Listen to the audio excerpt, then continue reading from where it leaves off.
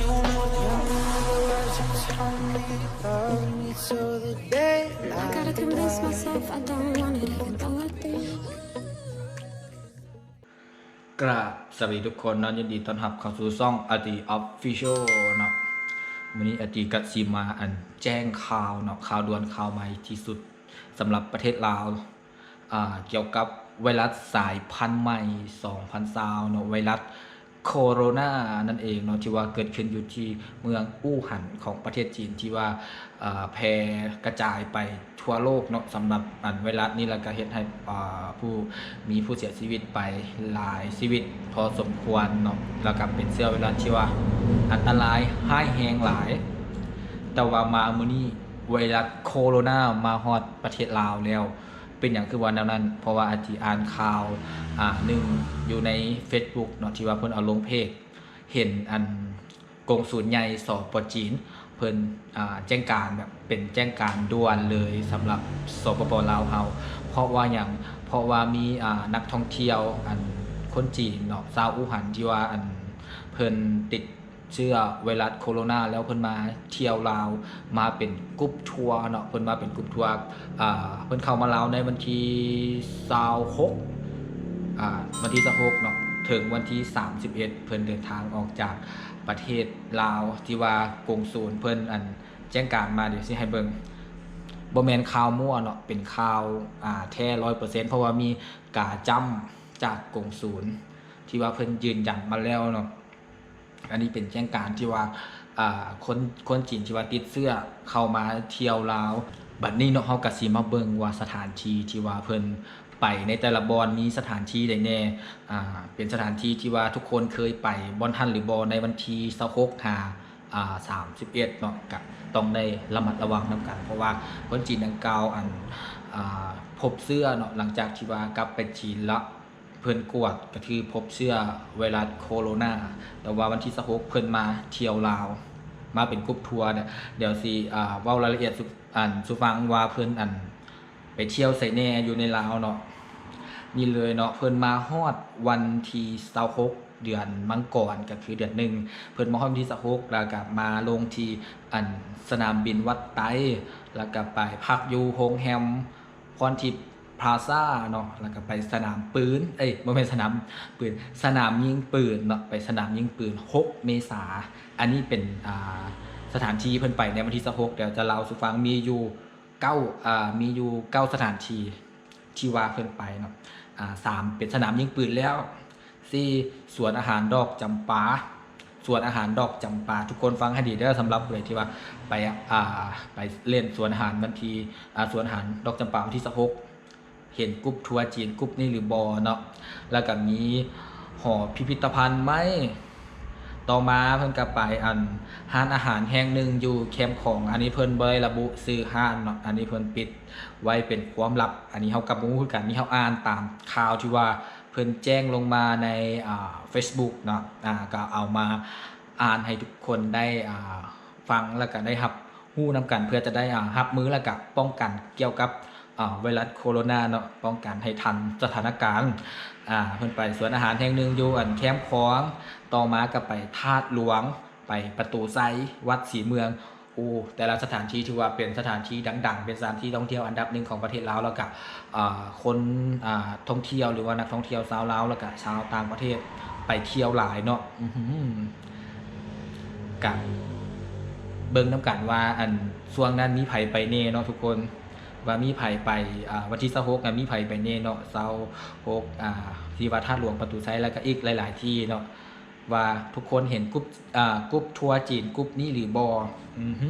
บัดนี้วันที่27เนาะวันที่27เพิ่นเดินทางไปวังเวียงเพิ่นเดินทางไปเที่ยววังเวียงทุกคนพี่น้องวังเวียงฟังให้ดีเพราะว่าคนจีนกรุ๊ปนี้มากับเชื้อพยาธิไวรัสสายพันธุ์ใหม่โคโรนานั่นเองเดี๋ยวสิมาสถานที่ต่อไปเนาะเพิ่นไปวังเวียงแล้วเพิ่นไปวังเวียงแล้วเพิ่นไปไสแหน่บัดนี้เพิ่นไปเขื่อนน้ำงืมน่าจะแวะเขื่อนน้ำเงิมนี้เขื่อนน้ำเงิมน่าจะเป็นเขื่อนไฟฟ้าน้ำเงิมเนาะก่อนจะไปฮอดวังเวียงเพิ่นน่าจะแวะกินข้าวเที่ยงอยู่เขื่อนน้ำเงิมไปลองเรือประมาณนั้นแหละเนาะ แล้วก็ไปห้านขายสินค้าผลิตภัณฑ์เป็นผลิตภัณฑ์แห่งหนึ่งอันนี้กับว่าได้ระบุอันซื้อห้านเนาะหรือว่าบ่ได้ระบุสถานที่ว่าเพิ่นไปไสสถานที่ใดเนาะที่ว่าเพิ่นบ่ได้ระบุบัดนี้ก็มีเขตบริการ99แล้วก็มีห้านอาหารจำปาค้ำเนาะสถานที่เพิ่นไปแล้วก็มีโรงแรมจำปาทองโรงแรมจำปาทองนี่น่าจะแม่นอยู่อันวังเวียงเนาะที่ว่าเพิ่นไปเที่ยวอยู่วังเวียงเป็นกรุ๊ปทัวร์เนาะอันนี้เป็นกรุ๊ปทัวร์จีนแต่ว่าคนติดเสื้อหันมีคนเดียวแต่กับบนนี้อาจจะติดเมิดบ่เนาะเพราะว่าอันเพิ่นมานํกันเป็นกรุ๊ปทัวร์เพราะว่าได้อยู่ใกล้ชิดกันอย่างที่เนาะเฮากับบ่ฮู้คือกันเพราะว่าเพิ่นแจ้งข่าวมาแม่นมีแต่ผู้เดียวเนาะที่ว่าติดเสื้อมีชื่ออีกเด้เนาะมีชื่ออีกชื่อหยังเดี๋ยวสิอ่านให้ฟังมีชื่อส่งซิ่งเนาะชื่อเท่าส่งซิ่งเป็นคนจีนเนาะอันนี้แม่นเพิ่นยืนยันมาแล้วจากกงสุลจีนเพราะว่าคนกรุ๊ปทัวร์นี่เนาะเพิ่นได้เข้ามาเที่ยวลาวบัดนี้วันที่29ไปฮอดหลวงพระบางแล้วพี่น้องถือว่าเพิ่นมาลาวเพิ่นมาเที่ยวเวียงจันทน์วังเวียงหลวงพระบางบ่ฮู้ว่าเพิ่นสิเอาเสื้อพญาติไปแพร่ระบาดอันอยู่ไสแน่หรือว่าสิไปแพร่เสื้ออยู่ไสแน่เพราะว่าตอนนี้หลังจากที่ว่ามีข่าวนี้เนาะแล้วก็มีอันกระทรวงสาธารณสุขลาวกับบ่ได้นิ่งนอนดายเพิ่นก็ออกมาแจ้งการทันทีเลยเดี๋ยวจะมาเล่าสู่ฟังในอันจักหน่อยเนาะเดี๋ยวเฮาสิมาเว้าเรื่องสถานที่ที่เพิ่นไปในหลวงพระบางกันก่อนเนาะเพิ่นไปฮอดหลวงพระบางแล้วเพิ่นไปไสแน่เพิ่นไปสวนภูสร้างทุกคนไปสวนภูสร้างสวนสร้างเนาะบ่แม่นสวนภูสร้างแล้วก็ไปสวนกาแฟนี่อยู่หลวงพระบางสวนกาแฟแล้วก็มีห้านอาหารสวนวัฒนธรรมขี่เรือชมแม่น้ำโขงขี่เรือชมแม่น้ำโขงนี่คิดว่าน่าจะแม่นอันทำติ่งที่เนาะเพราะว่ามันมีอันบริการล่องเรืออันชมแม่น้ำโขงแล้วก็ไปทำติ่งเนาะแต่ว่าทำติ่งมันจะขี่เรือข้ามโขงไปขี่เรือลองน้ำโขงไปทำติ่งนั่นแหละที่ว่ากรุ๊ปทัวร์เพิ่นมักไปหลายๆครับเนาะก็ให้ทุกคนระวังไว้เพราะว่าเดี๋ยวนี้พยาธิมันแพร่ระบาดหลายทุกคนเพราะว่ายิ่งนับมือยิ่งเพิ่มขึ้นตลอดเนาะเพราะว่าเห็นอ่านข่าวเบิ่งข่าวซุมื้อเนาะอัปเดตข่าวซุมื้อพยาธินี่เนาะมันเพิ่มทวีคูณขึ้นนับมือเนาะแล้วก็ไปใส่ต่อบัดนี้อันขี่เรือชมในน้ำโขงแล้วก็ไปภูสีเนาะภูสีก็เป็นสถานที่ที่ว่านักท่องเที่ยวไปหลายที่สุดในหลวงพระบางเป็นสถานที่อันก็เอิ้นอีหยังเป็นท็อปเนาะเป็นท็อป1ใน10เนาะที่ว่าไปหลวงพระบางก็ต้องได้ไปภูสีบัดนี้วันที่30ไม่อันบ่แม่นติด บ่แม่นติดเชื้อไวรัสโคโรนาแล้วบ่เนาะผู้อ่านข่าวนี่ก็ได้ รู้สึกห้ามยิงว่าเอายิงไอบัดนี้เอาเข้าไป มื้ออื่นสิบ่ได้ไปกวดบ่ดอกเฮาถ่ายคลิปอยู่นี่เวลาประมาณเกือบเที่ยงคืนเนาะทุกคนเห็นบ่เนี่ย23:00 น54 นาทีเพราะว่ามันเป็นเรื่องที่แบบเรื่องด่วนที่ทุกคนที่ต้องกระจายข่าวให้พ่อแม่พี่น้องคนลาวได้ฮู้และก็ได้รับมือทันเนาะ1 โมงประมาณ12 โมงกลางคืนเฮาก็ยังบ่นอนเฮามาอ่านข่าวให้กับทุกคนได้ฟังเพราะว่าเฮาเป็นห่วงพ่อแม่พี่น้องคนลาวเนาะอยากให้ทุกคนรับฮู้ทันเนาะฮู้ทันแล้วก็หาวิธีรับมือหาวิธีป้องกันให้ทันสถานการณ์ให้ทันเวลาเนาะมาต่อบัดนี้ฮอดเสร็จแล้ว มาต่อเนาะวันที่30หลังจากไปภูสีแล้วตื่นมาวันที่30ก็ใส่บาตรตอนเช้าเนาะใส่บาตรข้าวเหนียวอยู่สถานที่แห่งใดแห่งหนึ่งอยู่อยู่จุดใดจุดหนึ่งในนครหลวงอยู่นครหลวงพระบางค่ะเนาะเป็นใส่บาตรข้าวเหนียวใส่บาตรข้าวเหนียวต่อมาก็ไปหอพิพิธภัณฑ์หลวงพระบางเนาะไปหอพิพิธภัณฑ์ก็คือหอพิพิธภัณฑ์พระราชวังของหลวงพระบางเนาะพระราชวังเก่าแล้วก็ไปห้านอาหารสวนเสียงนี่เป็นห้านอาหารของคนจีนเนาะเพราะว่าเพิ่นบอกอยู่นี่วงเล็บจีนว่าซั่นเนาะเป็นห้านอาหารของคนจีนแล้วก็ไปตาดกวางซีก็ถือว่า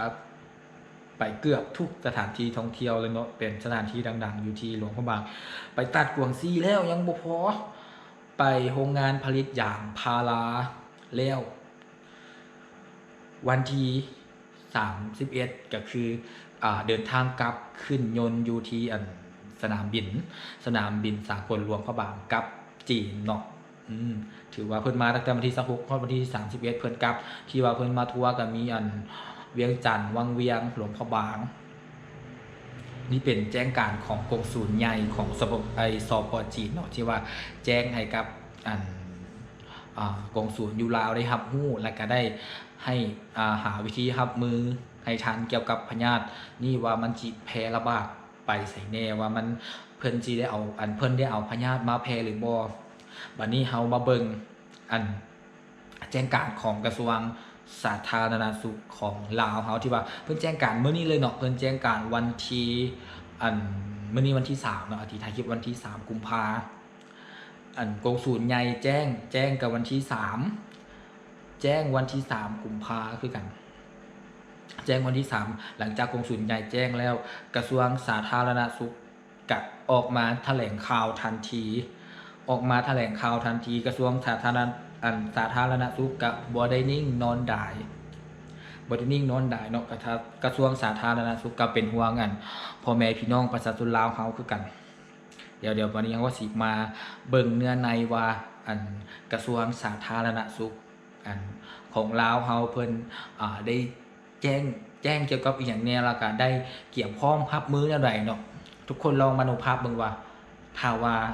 ประเทศลาวเฮาเนาะติดเชื้อไวรัสโคโรนาอีหยังเฮาสิมีวิธีการรับมือจังได๋คิดออกบ่1อุปกรณ์เครื่องมืออีหยังต่างๆที่ว่าพร้อมรับของลาวเฮาก็คิดว่าน่าจะยังบ่พร้อมถ้ามีผู้ใดผู้หนึงติดเชื้อแล้วไปแพร่จังแบบคือจีนเท่านั้นเนาะก็บ่อยากจะมโนภาพไปว่ามันสิเกิดหยังขึ้นกับประชาชนลาวก็ให้ทุกคนคิดเอาเองก็แล้วกันเนาะเพราะว่า1ย้อนหยังอุปกรณ์การป้องกันและก็การเขาเอิ้นว่าอีหยังการเผยแพร่ข้อมูลข่าวสารวิธีรับมือให้ทันเวลาก็ยังบ่ทันทั่วถึงกับพ่อแม่ประชาชนที่ว่าอยู่เขตนอกเขตที่ว่าเพิ่นบ่ได้ติดตามข้อมูลข่าวสารจากโทรทัศน์หรือว่าจาก Facebook เนาะที่ว่าอยู่เขตนอกเพิ่นอาจบ่ได้เล่นบ่ได้ยุ่งเกี่ยวกับพวกโลกโซเชียลที่เพิ่นก็บ่ฮู้ว่ามีเวลาเข้ามาลาวเนาะบัดนี้เฮาก็สิมาเบิ่งกระทรวงสาธารณสุขของลาวเฮาเพิ่นออกมาแจ้งการอย่างรีบด่วนทุกคนเพิ่นออกมาแจ้งการอย่างรีบด่วนเดี๋ยวเฮามาฟังไปนำกันเลยเนาะเพิ่นว่าสปป.ลาวเฮานี่มี11กรณีที่ว่าสงสัยติดเชื้อไวรัสโคโรนาสายพันธุ์ใหม่2020ที่ว่าสงสัยเนาะไวรัสติดเชื้อที่ว่าสงสัยติดเชื้อไวรัสโคโรนาเนาะแต่ว่า9กรณีผลกวดแม่นบ่มีเชื้อแต่ว่ายังอีก2กรณียังฟังทุกคนฟังดีๆยังอีก2กรณีเนาะยังอีก2กรณีที่ว่ายังกวดอยู่ยังวิจัยอยู่ยังอยู่ในเขาเอิ้นว่าอีหยังเข้าข่ายแบบสงสัยว่าติดเชื้อไวรัสนะเข้าข่ายว่าสงสัยติดเชื้อไวรัสบัดนี้เนาะเพิ่นว่าระยะผ่านมาศูนย์วิเคราะห์และก็วิจัยศูนย์วิเคราะห์และวิจัยได้กวดหาเชื้อเพิ่นว่าได้กวดหาเชื้อปอดอักเสบสายพันธุ์ใหม่หรือว่าไวรัสโคโรนาเนาะซึ่งมีซึ่งประเทศลาวเฮามีกรณีสงสัยอยู่11กรณี9กรณีแม่นผลออกมาแม่นบ่มีเชื้ออันนี้เพิ่นกวดพบแล้วเนาะเพิ่นกวดแล้วว่าบ่มีเชื้อ2กรณีแม่นยังกวดกะอยู่ถ้าว่าผลออกมาเป็นเท่าใดเพิ่นก็พร้อมที่จะรายงานให้กับสังคมได้รับรู้ได้รับทราบนํกันเนาะบัดนี้ทานดร.พรประดิษฐ์สัญลักษณ์หัวหน้าศูนย์วิเคราะห์และระบาดกระทรวงสาธารณสุขเพิ่นก็ได้ให้สัมภาษณ์ต่อสื่อมวลชนได้ตั้งโต๊ะแถลงเลยแหละเห็นอยู่ในรูปเห็นอยู่ในรูปที่ว่าเพิ่นลงข่าวเนาะเพิ่นตั้งโต๊ะแถลงเลยเกี่ยวกับพยาธิโคโรนาเกี่ยวกับไวรัสโคโรนานี่แหละเพิ่นว่าพวกเขาก็ได้นำไส้ได้นำไส้มาตรการเดียวกันกับ ประเทศต่างๆทั่วโลกเนาะโดยอิงตามมาตรฐานที่องค์การอนามัยโลกได้วางออกอุปกรณ์ก็มีอุปกรณ์ที่ว่าทันสมัยและบุคลากรก็มีการฝึกอบรมเป็นอย่างดี และเชื่อว่าผลกวดที่ออกมาแม่นมีความชัดเจนเท่าเทียมกับสากลผลเด้ผลว่าเนาะมีความเท่าเทียมกับสากลพร้อมได้มีการแลกเปลี่ยนบทเรียนกับบรรดาประเทศอ้อมข้างที่ว่าประเทศอ้อมข้างและประเทศต่างๆเทคโนโลยีและการกวด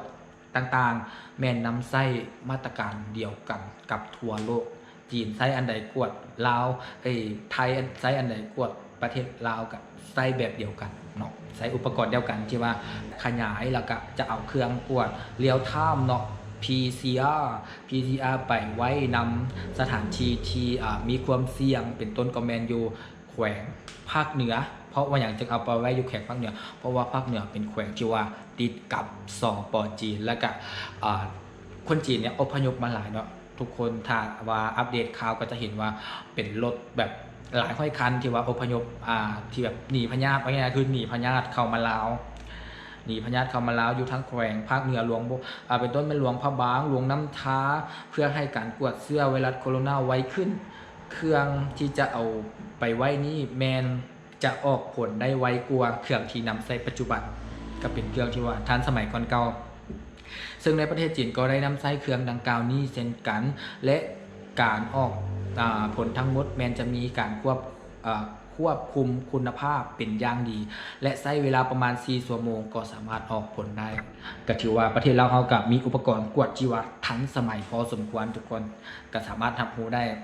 ฉะนั้นในเมื่อหูแบบนี้แล้วเนาะเวลาไปสถานที่ต่างๆที่ว่ามีซุ่มซุนหลายก็อย่าลืมป้องกันด้วยใส่ผ้าปิดปากไว้เนาะเพื่อเป็นการป้องกันตนเองแล้วก็ป้องกันบ่ให้คนอื่นมาแพร่เชื้อใส่เฮาอันนี้ก็เป็นแบบวิธีป้องกันบ่ให้ไวรัสโคโรนาเนาะบ่ให้ติดเชื้อไวรัสโคโรนาอะไรเนาะมันเป็นป้องกันก็คือใส่ผ้าปิดปากแล้วก็พยายามบ่ไปสถานที่ที่ว่าแออัดหรือว่ามีซุ่มซนหลายเป็นต้นก็แม่นเขตที่ว่าแบบมีกลุ่มทัวร์กลุ่มนักท่องเที่ยวมาหลายอย่างที่เนาะช่วงนี้เพราะว่าไวรัสกำลังระบาดเฮาก็บ่ฮู้ว่ามีนักท่องเที่ยวแต่ประเทศใดแน่เข้ามาบ่ว่าเรื่องที่เอาเชื้อพยาธิมาแพร่บ่ฉะนั้นเฮาหลีกเลี่ยงได้ก็เป็นการดีที่สุดฉะนั้นเนาะบ่ว่าฉะนั้นเนาะการเดินทางไปสถานที่ต่างๆก็อยากให้ทุกคนป้องกันไว้เนาะกันไว้ดีกว่าแก้แย่แล้วจะแก้บ่ทันเนาะด้วยความเป็นห่วงเป็นใยจากOfficial เนาะสำหรับมื้อนี้ก็หวังว่าทุกคนก็จะได้รับรู้ข้อมูลข่าวสารไปแล้วก็ได้เก็บพร้อมรับมือกับไวรัสโคโรนานี่เนาะเพราะว่าเบิ่งข่าวปัจจุบันก็ยังมีการเพิ่มทวีคูณขึ้นของผู้ติดเชื้ออย่างไววาอยู่ที่สป.จีนเนาะก็ฉะนั้นให้ทุกคนระมัดระวังแล้วก็หาวิธีป้องกันตัวเองเพื่อว่าบ่ให้ติดเชื้อพยาธิเนาะโดยความเป็นห่วงเป็นใยจาก Official อีกแล้วสำหรับวันนี้เนาะก็ขอสิ้นสุดไว้เพียงเท่านี้คุณได้เว้าปานนักข่าวนะขอสิ้นสุดไว้เพียงเท่านี้เนาะพบกันได้ใหม่คลิปต่อไปนะก็อย่าลืมกดติดตามเนาะกดติดตามกดกระดิ่งกดไลค์กดแชร์ช่อง Official ไว้เพื่อว่าจะมีข่าวสารอย่างต่างๆแล้วก็มีคลิปเกี่ยวกับการไปเล่นไปเที่ยวไปทัวร์สถานที่ต่างๆประเพณีต่างๆในลาวก็จะทยอยมาให้ทุกคนได้รับรู้รับชมไปพร้อมๆกันสำหรับมื้อนี้ไปก่อนบ๊ายบายสวัสดีบ๊ายบาย